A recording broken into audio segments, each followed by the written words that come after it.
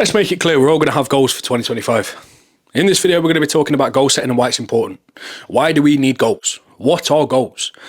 You probably know what goals are, but how are we going to be able to set them to be effective? So by the end of 2025, we're in a much better position than what we started in. Most people don't get anywhere when they set goals because it's not clear enough. They don't have a clear vision. They don't actually know where or how they're going to get there. They will just say, I want to look this way. I want to drop £15. I want to have this much money in my bank account. I want to be financially free. How? How are you going to get there? What we need to do when it comes to setting goals is have the longer term vision, have that bigger goal, understand what it is that you actually want to achieve, and then break it down into smaller steps. So let's just break it down. Firstly, reflect on 2024. There might be things that you actually want to take into 2025, things that you've done well in 2024. So what did go well? Are you actually happy with where you ended up by the end of the year? Did you reach any of the goals that you originally set out? Did you set goals? What habits and routines actually helped you? Then obviously we've got to find out what didn't go so well. What do you feel like actually held you back?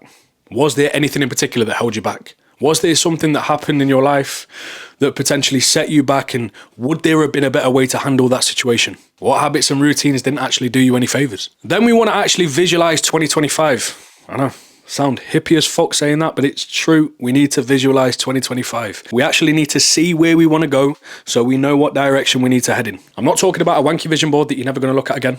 That can work for some, but for me, I'd probably do it once, completely forget about it, and never look back at it again, which you're probably meant to do and then look at the end of the year, but it just won't work for me. I need data to work towards. I need something numbers-wise that I can actually work towards that seems doable. Whilst the vision board doesn't seem like it'd actually work, and yeah, that's why I've never done one. Could it work if I tried? Maybe, but it's not for me. It might be for you, and if it is, then crack on and do a vision board. But for me, I would rather have specific numbers to aim for certain areas of my life. So for me, it could be a certain amount of subscribers. It could be a certain amount of clients within my coaching business. These for me are possible to break down and actually create actionable steps to be able to get there. So for subscribers on YouTube, what do I need to do? I need to create more videos. I need to make sure that I'm posting on a weekly basis, sometimes twice a week. If it comes to getting more coaching clients, it's talking about my business a little bit more. It's actually posting social proof. It's making sure that I not only provide value, but I do ask for business.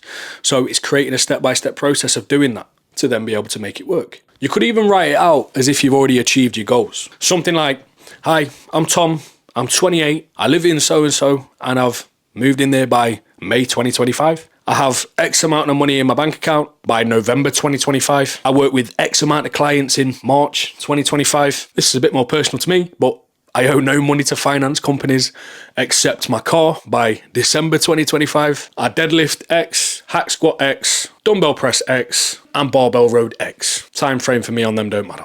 We'll get there eventually. But you get the point. These are things that I can actually see, that I can reach, and that I can slowly start to track if I'm getting ever so close to those goals. That for me works better than just putting pictures on a board and then looking at and then just hoping for the best. You can break those pictures down into actionable steps to be able to get there, but for me, data works a lot better, and it could for you as well. So have different goals for different areas of your life. It could be health and fitness, which would be potentially losing 10 to 20 pounds over the next 10 to 15 weeks. Business, finance, career. It could be to get a promotion in your job. It could be to start a business. It could be to have X amount of money in your bank account, or to invest X amount into stocks and shares, or it could be relationships. I think you should personally pick 2 to 3 of those key areas and then have specific goals within those areas that you can work towards. And it gives you something to work towards in 2025. And that gives you purpose every single fucking day. SMART goals. We've all been taught this at school. Everyone's been taught this. But sometimes you've got to revisit it. So what does SMART actually mean? Specific, measurable, achievable or attainable, relevant, time-bound. That's how you break down SMART goals.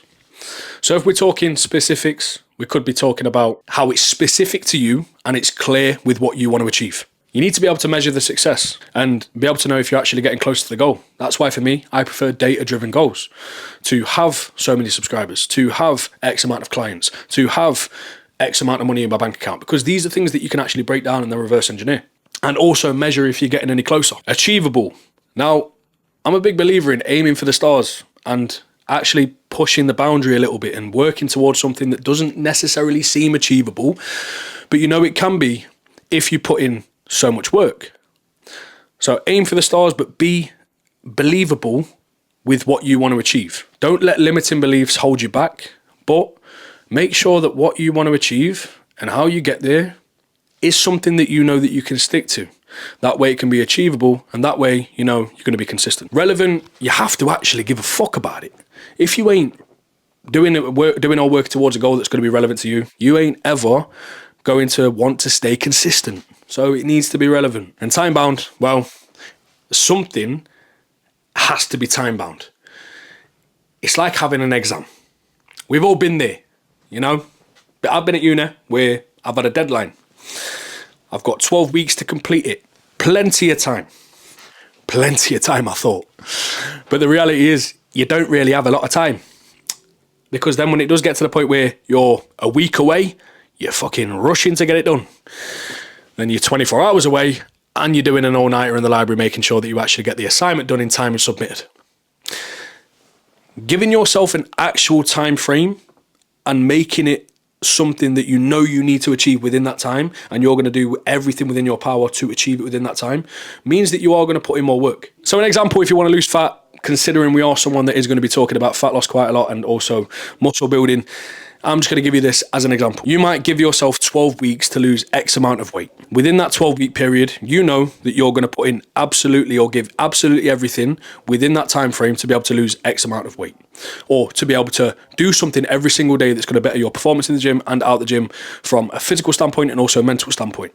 Then after that 12-week period, you know that you're going to have a week or 2 weeks where you're going to be diet breaking and taking a bit of a step away from a diet, and then assessing, reassessing, and then pushing on from there, potentially stepping into your next diet or starting to increase the calories to be able to step into a different phase.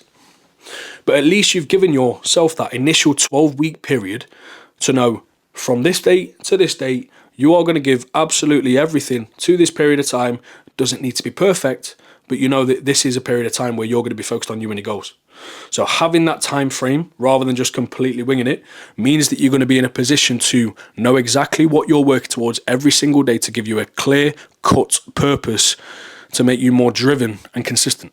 But yeah, need to have a why. I don't know what that was about, but you need to have a why. You need to have something that keeps you going when you can't be fucked. Because it's like me. When I prepped for a bodybuilding show this year, my why was deep rooted. I've got a fuck ton of limiting beliefs. Self-belief has always been something that I've struggled with. Bodybuilding and competing in the show for a second time and doing a season and prepping for 21 weeks, for me, was an opportunity to be better, was an opportunity to learn about myself, to be disciplined and put myself in a position that by the end of it, I can look back and be proud. That was my why. So the days when I woke up and I was fucking starving, the nights where I'd just be sat on my bed, looking at the ceiling thinking, well, I've got another 12 hours till my next meal. My why was strong enough for me to just crack on and get it done regardless and just complete what needed to be done. That's why you need a why. You need something that's going to keep you going when it gets tough. Because if your why is, I just want to drop a few pounds, it's not strong enough. I just want to feel a bit better, it's not strong enough. I just want another holiday in the year, it's not good enough. It needs to be something that's deep rooted, that means that whenever it gets fucking hard, you are not going to throw in the towel. And you are going to be as consistent as you physically fucking can to keep on moving forwards. So again, if we're going to be relating it to health and fitness, it could be to live longer. It could be to be fitter for your children or grandchildren or whatever it is, don't matter what age you are. It could be fitter. It could be to just be fitter for your family and become a fucking role model for your children. It could be an opportunity to build more confidence within yourself, to develop that self-story that's going to allow you to be more confident in any situation in life, to actually thrive in life rather than just be a person that sits in the sidelines. We need to create a system of habits that work, that we can stick to. So if your goal is weight loss, for example, and you want to lose weight in 2025, well, here's exactly what you can do to break it down. How would somebody who is looking to lose weight act? How many days would they train? How many days can you train? How much cardio would they potentially do? How many steps would they potentially do on a day-to-day basis? How many steps can you do? How much cardio can you commit to? How would they eat? How do they eat? What knowledge do you need to be able to understand how to actually do it successfully? How do you embody that? How do you actually get better and understand more? It's time and it's effort, but it's also creating a lifestyle that allows you to move forwards. So you have to have habits in place that do this. Check in with yourself on a frequent basis to understand what's working, whether that's with yourself or with a coach and a mentor. Assess what's working, assess what's not. What areas could improve? What areas could stay the same? You need to genuinely embody the goal. You need to understand how that person acts who you want to be. Say you get to the end of 2025, you've got everything that you want out of the year. You've achieved every single fucking thing that you set out to achieve. What did you have to act like to be able to get there? What time did you have to go to bed? What time did you have to wake up on a regular basis? How many times did you have to say no to drinking? How many meals did you have to prep? How many times did you have to cook in the kitchen? Cook in the kitchen rather than getting a takeaway?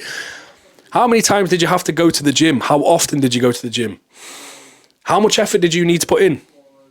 Do you feel like the effort that you're putting in now is going to get you there? Well, what effort do you need to put in to fucking get there? You need to embody that and believe that you can fucking be that person and already kind of believe that you're there. Believe that you are that person. Believe that you are actually already there. That is what is going to get you to the place that you need to be. You need to embody the person that you want to become by already believing that you're there. And we need to be more productive. Now, we can plan everything out. We can write it all on a sheet of paper. We can fucking put it in a Google Drive and look at it every day and have it on a fucking screensaver on the phone. But we need to actually be proactive and productive to be able to get there. So there's certain ways that you can do this. There's certain strategies based off science that you can actually use to get there. But I'm just going to talk about what I do. I use two things: Google Calendar and TickTick. Google Calendar is a lifesaver when it comes to actually planning out my week. What time I'm going to wake up, what time I'm generally going to go to sleep, what time I'm potentially going to have meals, what time I'm potentially going to go to the gym, what days I'm going to go to the gym, etc., etc. That's really going to be my schedule planner. TickTick is more for habits. TickTick is more of an app that you can use, what you can download from the App Store, which is free for the most part, but you can pay for it as well if you want more features, which I do because it's only cheap, £3 a month, something like that. But it allows me to stay on track with what I need to do and understand what I want to do on a daily basis. So I might set out certain habits for certain days in the week that are going to be consistent from week to week. And there might also be specific tasks that I plan out for the week, maybe on a Sunday, or maybe the night before a day, or maybe on the morning of a day.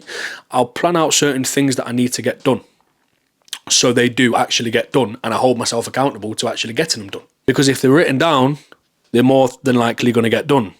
If I just tell myself in my head I'm going to get certain things done, they're probably not going to get done because I'll forget. So make sure that you use something that's going to be allowing you to be more proactive and be more productive. And TickTick for me really works. I believe you've got to set yourself 2 to 3 primary tasks to get done for the day. Doesn't need to be any more than that. If you do get any more done than 2 to 3, well, happy days, you've got more done. You've been very productive, but don't do more to the point where you're going to be burnt out for the next day and you're not going to be able to get anything fucking done. That isn't me telling you to be soft. That's me just saying, don't burn yourself out, because then you're going to be less productive in the long run anyway. Order them in order of importance. Number 1 is the thing that you know you need to do first. Number 2 is the thing that you know you need to get done today, but it can be second. Number 3 is something that needs to be done again, but order it at the bottom because it can be the last thing that you can do. But understand when you're most productive. Understand when you're most proactive. So if you have certain tasks in the day and you order the most intensive thing at the bottom of the list, then you get to the bottom of the list to get it done, but your brain just isn't able to do it. You're doing yourself a disservice. But so understand when you are actually going to be in the most productive state. When are you going to be able to put in the most amount of effort? When are you most productive? For me, it's in the morning, which is why I'm recording this now in the morning. When it comes to most of my intensive tasks that require a bit more mental energy, then it is going to be done in the morning or early afternoon. Then when it comes to more laptop work and education and learning, that requires a lot less effort and mental power to be able to do. So I'll do that towards the back end of the day, so that gets planned later on. So just order them in order of importance, but also in a way that you know is going to work for you based off when you feel most productive. So we need a year-long goal. We need a bigger vision, and we need something that we're going to be able to work towards in 2025 that's going to take us potentially year-long, or a bigger goal that we're going to work towards. But then it needs to be broken down into subsections. We've got 90 days, we've got monthly, we've got a week, and we've got daily. So when it comes to your 90-day goal, what do you want to achieve in 90 days that's going to get you closer to the bigger goal? Then we've got 30-day goals.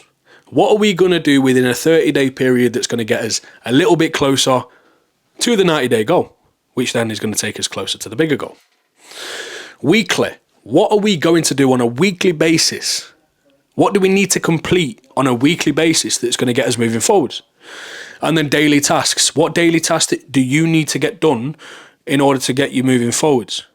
All of these things and these subsections are going to get you closer to the bigger goal. But this is why we need the bigger goal, and we need to reverse engineer it by splitting everything into subsections, by doing 90-day splits, 30-day splits, weekly splits, and daily tasks. When you start to understand what it is that you need to do every single day, every single week, every 30 days, every 90 days, it's inevitable that you're going to have a lot more drive to be able to get those things done. So that's exactly what we need to do. Break the goal down, understand the bigger vision, reverse engineer it. Now let's talk about my goals and what I want to achieve this year. When it comes to YouTube, I really want to grow my YouTube channel to wherever it can get to, but I'm going to set the goal of 1,000 subscribers. Now I know if I want to grow on YouTube, I've got to post on a frequent basis, I've got to post on shorts on a frequent basis, and I've got to give out valuable content that actually isn't boring as fuck, that makes people want to stick around. But if I don't grow on YouTube, it's down to one thing: me. And this is the most important thing. It's taking ownership of your goals. It's being accountable to yourself and not playing the victim. I'm too busy. Ain't good enough. I'm too tired. Ain't good enough.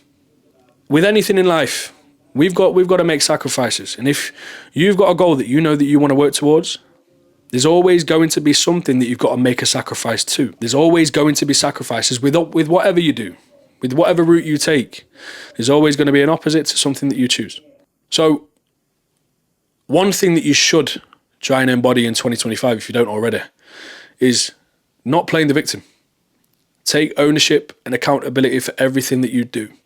And if you don't get closer to where you want to be, it is always going to be your fault, for the most part. There's always going to be elements of things that you can't control, but there's always going to be elements of things that you can. And the majority of things you can control more than you actually believe. So when it comes to setting goals, goal setting is fucking very important. Being productive is very important. Having habits and reverse engineering the goal and having tasks to be able to complete every single fucking day is going to be important. But the most important thing is taking ownership of the goal, being accountable to yourself, and making sure that you don't give yourself the opportunity to give yourself excuses. Be proud of yourself this year. And make sure that you're proud of yourself this year. And however 2024 went, well, it's in the past. We've got the opportunity to move forwards now. And we've got the opportunity to be able to set goals. So that's exactly what we should be doing to move forwards and have the best possible fucking year. So I'm going to make this year a really good one. I'm going to make sure my YouTube channel starts to bang. And if you want to stick around and you want to make sure that you follow me for more videos, then make sure you subscribe to the channel. And if you find this useful, then drop it a like, and I will catch you in the next video. Appreciate you watching.